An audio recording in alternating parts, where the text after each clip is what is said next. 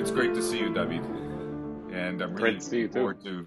really looking forward to making music with you again.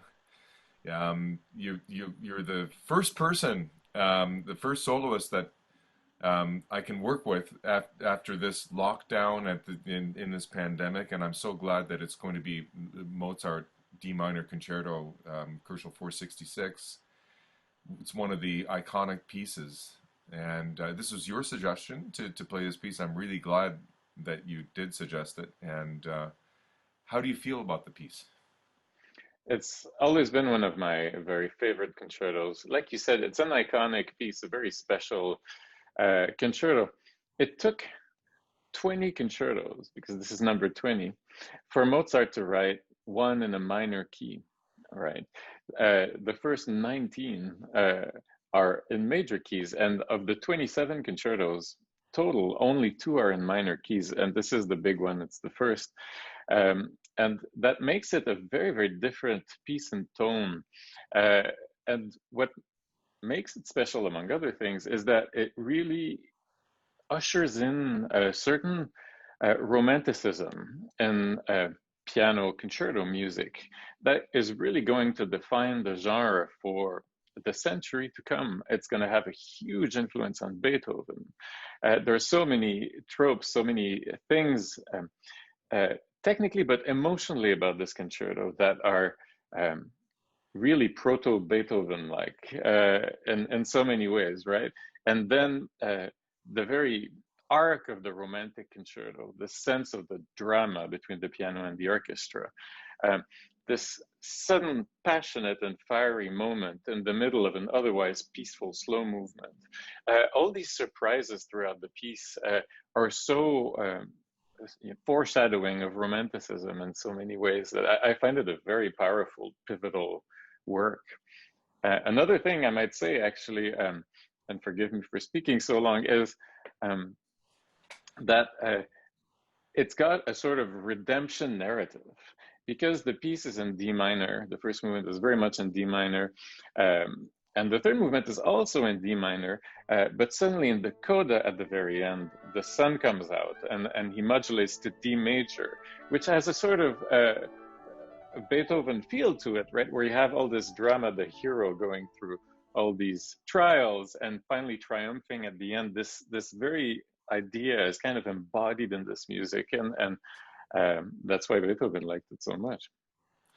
Well, it was written, I think, in 1785, and in other words, 6 years before Mozart died. And this was one of those pieces that the early Romantics saw as defining Mozart as being the great, let's say, proto-romantic, to borrow your word, composer. And you mentioned Beethoven, and I think this is one of the concertos you told me, one of the concertos that Beethoven really liked to play the most of Mozart's, and he wrote his own cadenzas to it.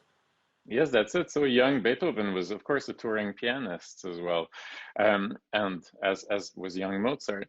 And the concerto that he liked to play so much, and the one that put him in touch with Mozart the most, was the D minor. So he toured it and performed it, and wrote cadenzas for the first movement and the third movement.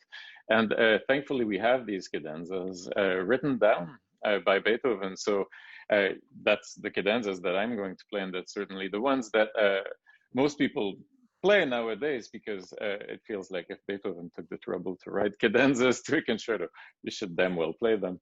And it gives the piece this great encounter of these two great geniuses, right? So in this one piece, you have Mozart performed by Beethoven, and then these cadenzas by Beethoven on musical ideas by Mozart, and it's such a great combination of these two geniuses.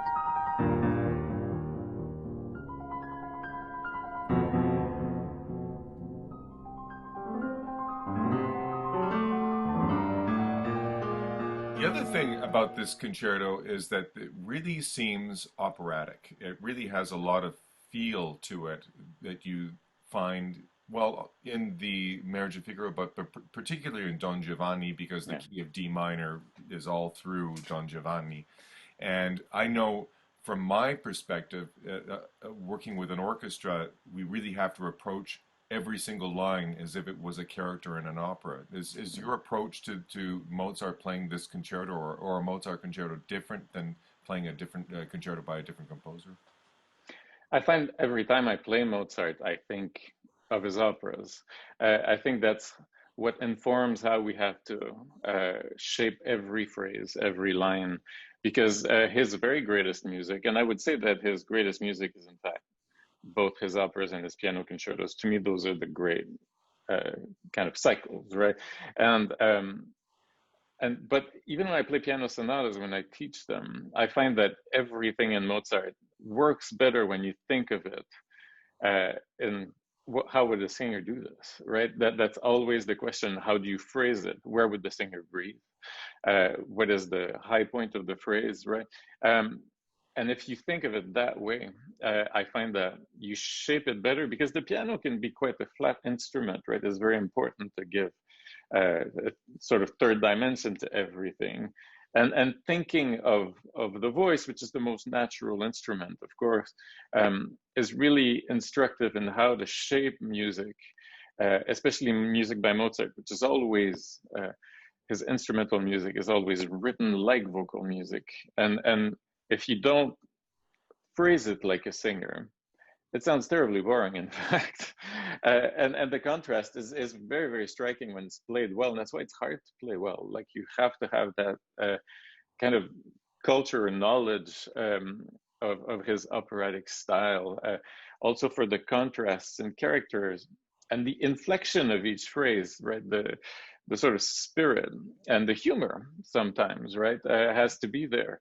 There's so many cute sort of duets and Mozart piano sonatas, right, where you have two voices and the right hand that sound like the duets of two sisters in Così fan tutte, talking about the guy back there, right, to the audience. And there's a sort of whimsy there, and you have to know, I find, the language of Mozart's operas to really play Mozart well on the piano. One other thing, I guess the final question I have to ask you, David, is why do we need Mozart? Why do we need this piece, or why do we need Mozart so much right now? What's your feel about this? Oh my God, don't we ever? Do we ever, rather? I find very often, I mean, we have, I mean, these dark days. Uh, it's been a rough year for everybody.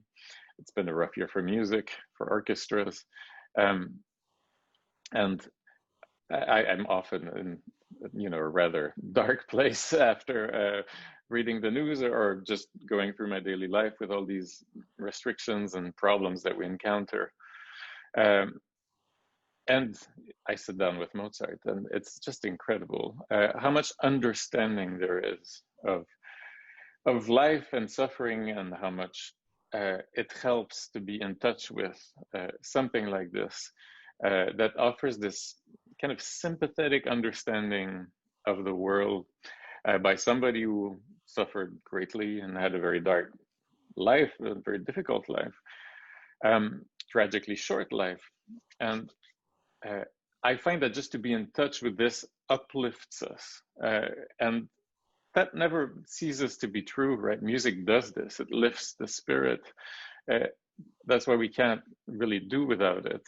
And Mozart has the purest way of reaching us with his serenity and transcendence, and the sublimity of the music lifts us to a different place of calm, understanding, peace. And I think we all need that in our lives today.